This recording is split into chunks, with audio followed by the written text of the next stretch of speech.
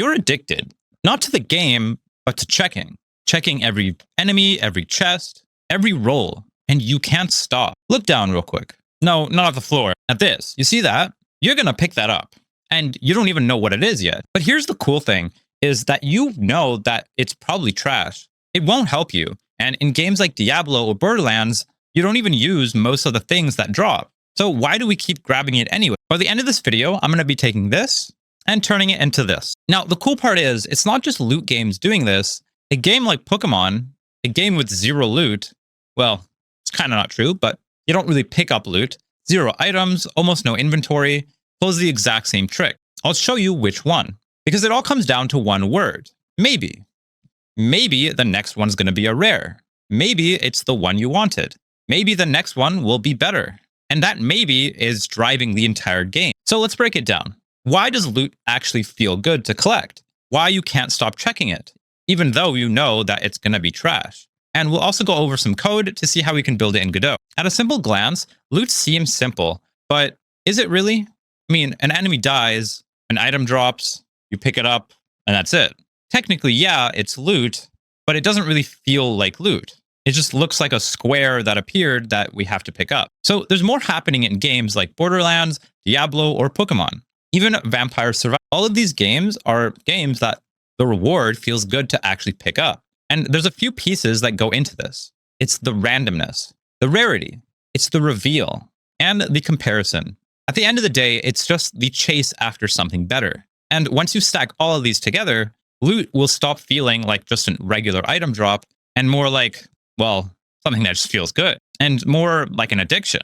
Okay, so number one, most loot has to be bad, which sounds kind of stupid, but it's true. If every item that you pick up in your game is amazing, none of the other good ones would feel good. Like, imagine every enemy that you kill drops a legendary loot.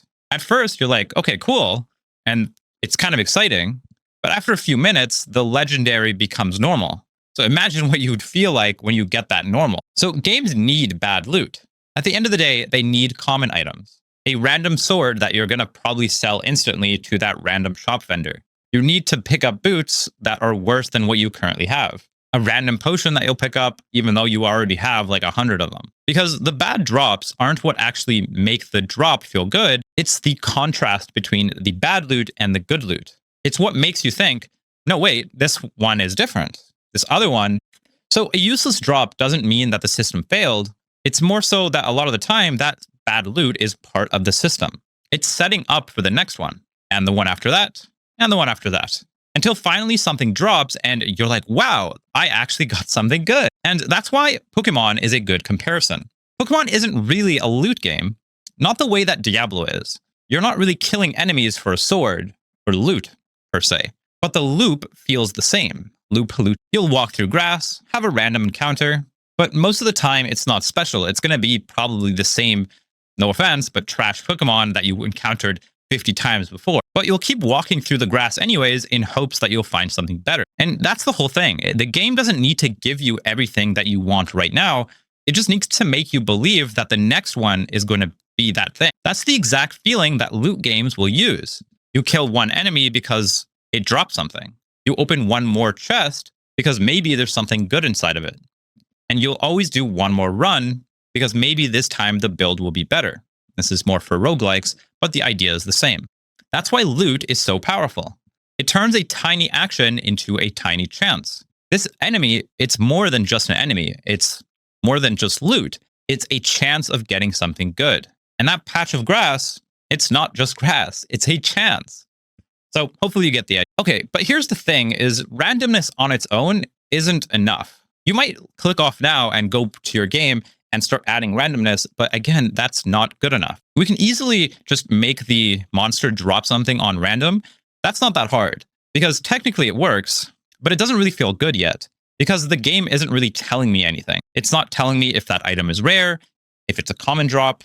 It's just placing something on the ground. That's not the same thing at all. Good loot isn't just random. Good loot also needs to be presented like it's actual good loot. When a rare drop drops, we need to actually make sure it visibly looks like a rare drop. And that's where VFX comes in. So when you make sure that there's a rare drop or legendary or whatever it is, make sure that the game knows it, that there's a color, a sound, a beam, a pause, whatever. We need to basically tell the person playing the game, hey, this what just dropped is actually kind of useful to you. So the first thing we'll need is rarity. And that's so normal nowadays that you don't really need to think about it. Gray means whatever, blue means maybe, purple means it's pretty good, gold means stop. And pick that up right now. And the cool part is the game will visually show you this gold and makes you want to stop everything, and you know that you want to pick it up regardless of even knowing what it is. You don't know the stats. You don't know if you can even equip it. You might not even know if it's better than what you have now. It still could be trash, but you're going to go check it anyways. Because the color of this already did its job. It told you how much attention to give, and that's really useful.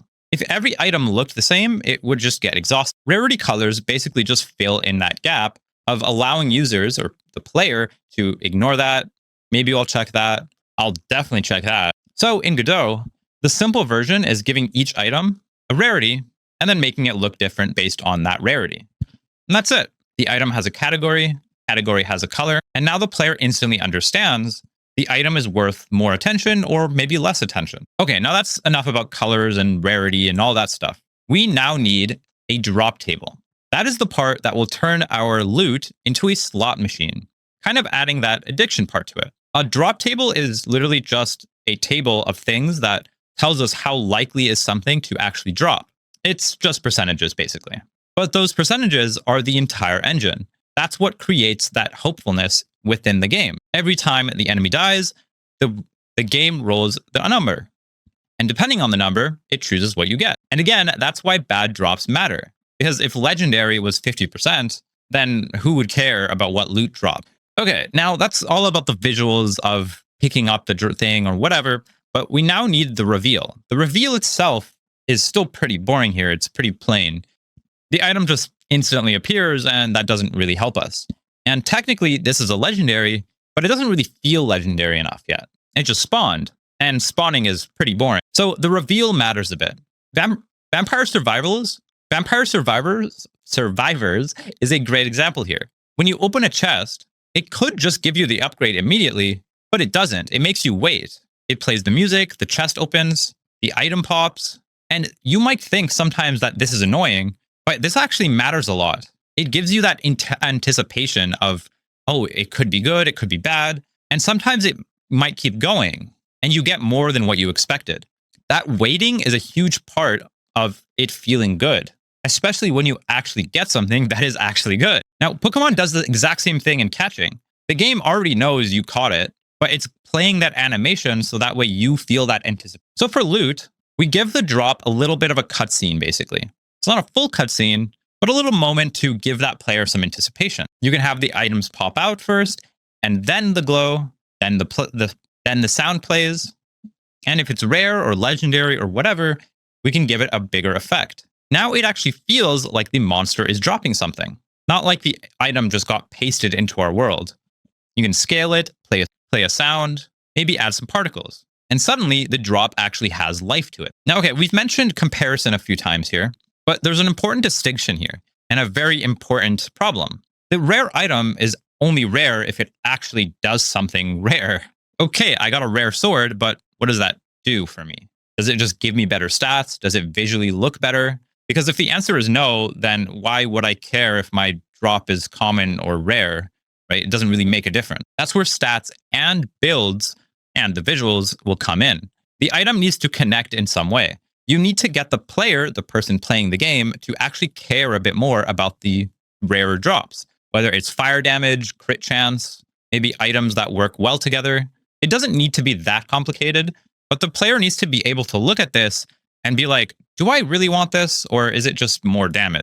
And that question matters, because now the loot isn't just a reward, it's an actual decision the player needs to make. Okay, great, this sword does more damage, for example, but it attacks slower. So do I really want it? Well, do I want bigger hits, or do I want faster attacks? That's what makes you think as the player, okay, what kind of build do I want to make? And Diablo does this very well. They drop loot that makes you think of a build to, well, that's what makes loot more interesting than just picking it up. Now you actually have to think about, after you picking it up, what do I do now? So in Godot, the simple version is just comparing the new item with what you already have. That's the baby version. Is the new damage higher or lower? I don't know. If yes, then it's probably better. But we can keep adding to it, of course, adding things like attack speed, effects, rarity, special abilities. That's especially a little bit more work, but it's what distinguishes your game with good loot and a bad game with bad loot. And this is what makes us want to still pick it up. Again, it's that maybe, not because we know it's good, because checking is cheap, 1 second, one button, and the next one might be better. That tiny maybe is enough to want me to open one more chest. And suddenly it's been an hour of me opening chests. Now, the chase is what makes this stronger. We're chasing something that essentially we don't have yet. We know that there's locked items or locked equipment slots, etc. We're basically now chasing something that doesn't exist yet. Pokemon is the easiest example of this. The Codex literally shows you what's missing. It shows us all the Pokemon you don't have yet. You know that there's a Pokemon that you haven't caught. Rare ones, shiny ones, whatever.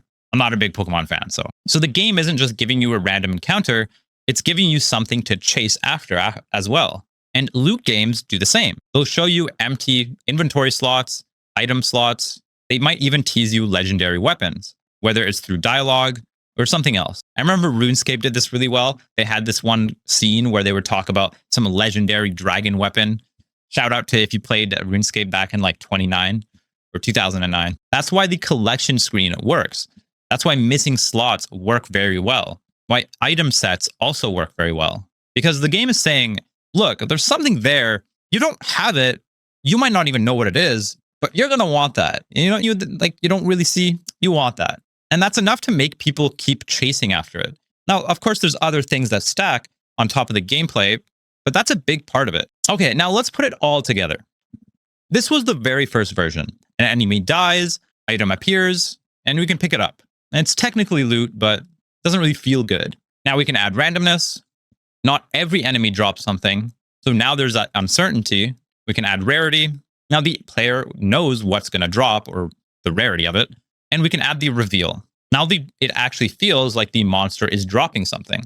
And of course, we can add stats. Now the item means something. Then we add comparison. Now the player has a decision to make. And finally, we add that chase. And suddenly, this just feels so much better to actually pick up loot in the game. Now, don't get me wrong, this is just a demo to actually show you it in action. I'm not actually publishing this game or anything.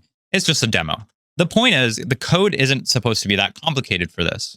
With AI, coding isn't that complicated. It's not hard at all. It's the concept of making these games actually enjoyable. That's what will separate a vibe coder and you watching this video, hopefully, and following along on my website. Go check it down below. I have lots of guides like this, making your game feel better with Game Juice. And I also help you guys publish a game. So if you want to go check it out, go check it out. It's down in the description. I'll also put it in the comments. Okay, with the website on the side, let's kind of do a quick recap. The reason that loot is so addictive is very simple. It's most loot is bad, but the next one might not be. That's kind of the whole idea. The game needs to kind of give you enough to survive and give you a lot of bad drops, but eventually it needs to also give you good drops.